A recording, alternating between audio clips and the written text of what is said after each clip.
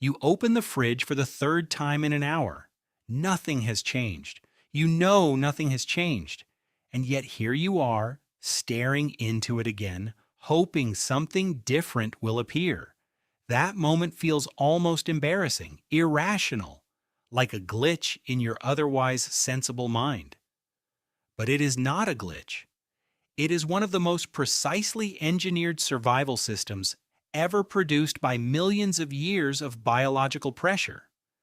And once you understand what is actually happening inside your brain every time you do this, you will never look at hunger, or yourself, the same way again. Your body does not experience hunger the way you think it does. You have probably been taught to imagine hunger as a simple signal: stomach empty, brain notified, you eat, signal off, clean, logical, a transaction. But that is not even close to what is happening. Hunger is not a report, it is a forecast. Your brain is not reacting to the fact that you are hungry right now. It is trying to predict whether you might become dangerously hungry in the future. That distinction changes everything. Stephen Guyenet, a neuroscientist and author who has spent years studying the brain's relationship with food, describes what he calls the hedonic pathway, a reward circuit that drives eating behavior almost entirely independently from your actual caloric need. This is the part of your brain that makes you want a second slice of cake even when your stomach is full. It is not broken. It is doing exactly what it was built to do. Because here is the world your brain evolved to survive in. Imagine walking, not on a sidewalk, not toward a refrigerator, walking across a dry, flat landscape with no roads, no fences, no buildings on the horizon. The grass is pale yellow and dead. The sun is relentless. You have not eaten since yesterday morning, and what you ate was not much. Some tubers pulled from hard soil, a handful of berries, whatever scraps were left after the others finished. That was your ancestor. Not metaphorically. That was the actual lived experience of a human being 100,000 years ago. And the brain inside that skull, the one scanning the horizon for food, calculating energy expenditure against caloric return, fighting the urge to lie down and rest, that brain is, structurally and chemically, almost identical to the one inside your skull right now. This is what evolutionary biologists call evolutionary mismatch. Your hardware was written for an environment that no longer exists, but your software is still running the old program. Hermann Ponzer, an anthropologist at Duke University who has studied energy expenditure in hunter-gatherer populations like the Hadza of Tanzania, found something that upended a lot of assumptions about human metabolism.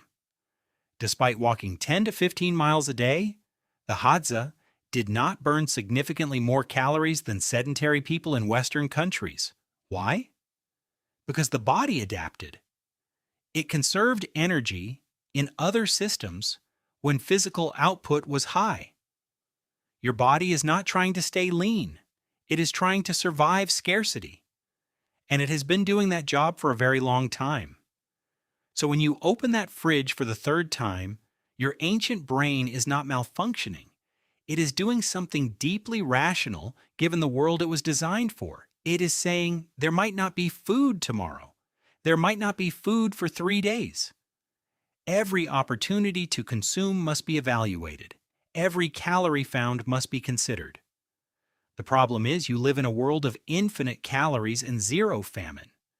The signal has no off switch for a situation that, biologically speaking, has never existed before. But there is more to this than just survival instinct. Your brain does not just want you to eat, it wants you to eat specific things.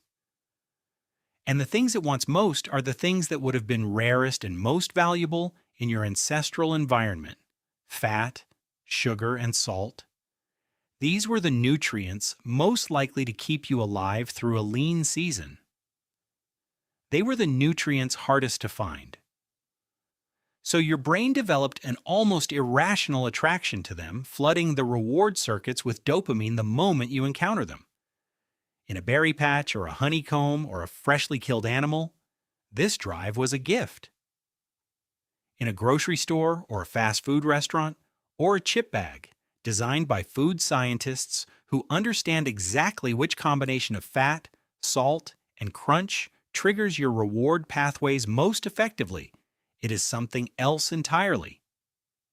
David Kessler, a former commissioner of the U.S. Food and Drug Administration and a physician who spent years investigating why people overeat, coined the term conditioned hypereating to describe what happens when these ancient circuits are exposed to hyperpalatable modern foods.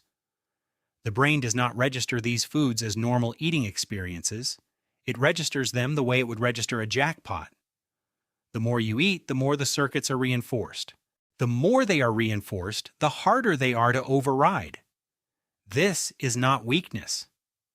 This is neuroscience.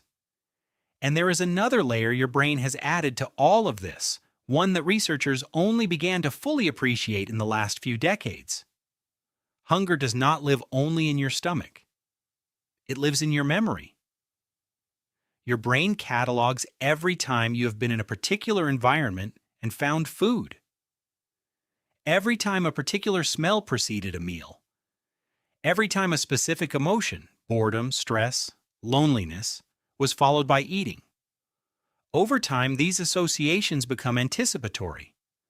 Your brain begins releasing the chemical signals of hunger, not because you need energy, but because the context matches a pattern from the past. You're not hungry when you walk into a movie theater, but something in your brain connects the smell of popcorn, the dimming lights, the specific texture of a seat, and it sends a hunger signal. Not because you need calories, because the pattern says, this is where food appears. This is called cue-induced craving, and it is part of the same architecture that makes addiction so difficult to treat. Your brain is a prediction machine, and it is predicting food the same way it predicts anything else, by reading the environment for familiar signals. Robert Sapolsky, the Stanford neurobiologist who has spent decades studying stress, behavior, and the biology of human decision-making, argues that understanding what the brain is actually doing is the first step to not being tyrannized by it. The brain is not your enemy. It is an ancient problem-solving system trying to apply million-year-old solutions to a world it has never encountered before.